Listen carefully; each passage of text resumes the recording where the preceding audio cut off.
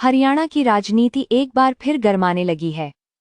2029 के विधानसभा चुनावों में अब तक लगभग 4 साल का समय है, लेकिन राजनीतिक दलों ने अपनी तैयारियां तेज कर दी हैं।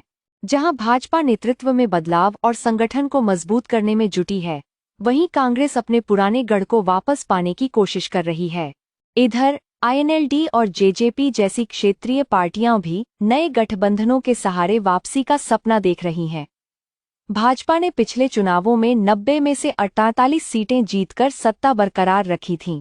अब मुख्यमंत्री नायब सिंह सैनी के नेतृत्व में पार्टी गैर जाट समीकरण को और मजबूत करना चाहती है। पार्टी का फोकस है किसान हितैषी नीतियां, पेंशन वृद्धि और विकास योजनाओं के जरिए जनता तक पहुंच बनाना।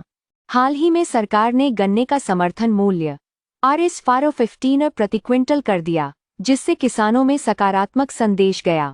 इसके अलावा भाजपा प्रदेश अध्यक्ष पद पर भी नए चेहरे की तलाश कर रही है, ताकि संगठन में नई ऊर्जा आए। ये संकेत हैं कि पार्टी 2029 के लिए अभी से ग्राउंड लेवल मशीनरी को रीसेट कर रही है। कांग्रेस भूपेंद्र सिंह हुड्डा के नेतृत्व में फिर से सक्रिय हुई है। हाल ही में पार्टी ने राव नरेंद्र सिंह को प्रदेश अध्यक्ष बनाया है। यह जातीय और क्षेत्रीय संतुलन का संकेत है।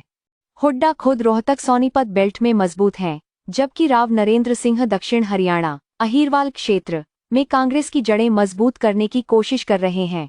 कांग्रेस का मुख्य एजेंडा रहेगा किसानों को एमएसपी का उचित दाम, बेरोजगारी और शिक्षा सुधार।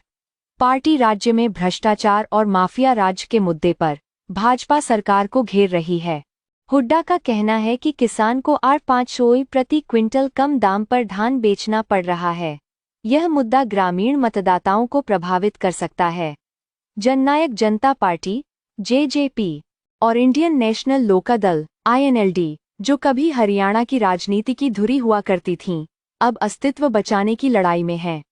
2024 में जेजेपी का वोट शेयर 5% से भी नीचे चला गया था, जबकि आईएनएलडी की सीटें 0 पर आ गईं।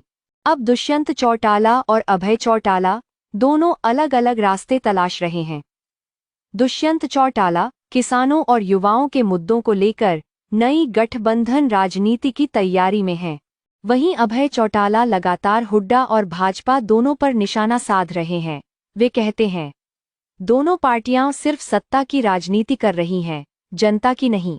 आईएनएलडी के लिए पलवल, सिरसा, फतेहाबाद और हिसार जैसे इलाकों में जाट वोट बैंक को वापस पाना सबसे बड़ी चुनौती है।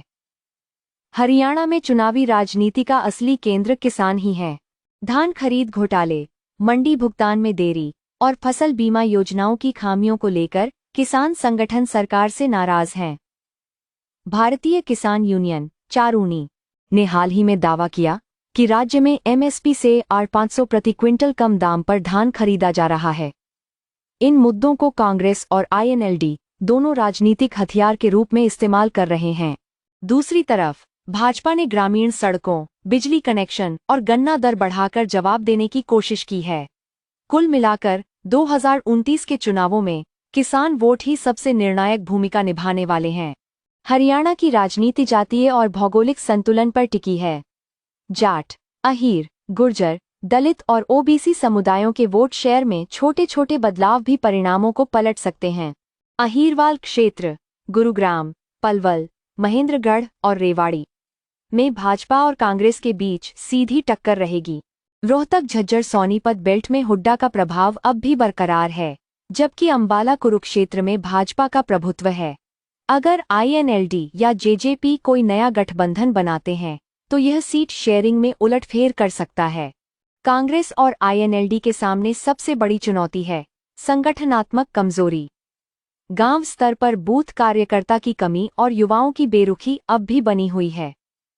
भाजपा ने पन्ना प्रमुख और डिजिटल कैंपेन सिस्टम को बहुत मजबूत किया है, जो विपक्ष के लिए चिंता का कारण है। कांग्रेस को अगर सत्ता में वापसी करनी है, तो उसे सिर्फ हुड्डा फैक्टर से आगे निकलकर पूरे प्रदेश में नेतृत्व देना होगा। दुष्यंत और अभय चौटाला को भी यह तय करना होगा कि वे भाजपा के खिलाफ मिलकर लड़ेंगे या अलग अलग रास्ते चुनेंगे। साथ हरियाणा की राजनीति इन दिनों 2 ध्रुवों पर चल रही है। एक तरफ भाजपा का विकास और स्थिरता का नारा, दूसरी तरफ विपक्ष की किसान बेरोजगारी और भ्रष्टाचार विरोधी मुहिम। 2029 का चुनाव सिर्फ सत्ता की लड़ाई नहीं, बल्कि समीकरणों की परीक्षा भी होगा। क्या भाजपा चौथी बार लगातार सरकार बनाएगी? क्या कांग्रेस वापसी कर पाएगी?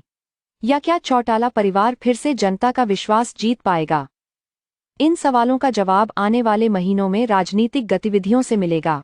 पर इतना तय है, 2029 के चुनावों में हरियाणा की जनता, किसान और युवा तीनों ही तय करेंगे कि भविष्य की राजनीति किस दिशा में जाएगी। अगर आपको हरियाणा की राजनीति पर यह विश्लेषण पसंद आया तो वीडियो को लाइक करें, चैनल को सब्सक्राइब करें और कमेंट में बताइए, आपके हिसाब से 2029 में हरियाणा का अगला मुख्यमंत्री कौन होना चाहिए।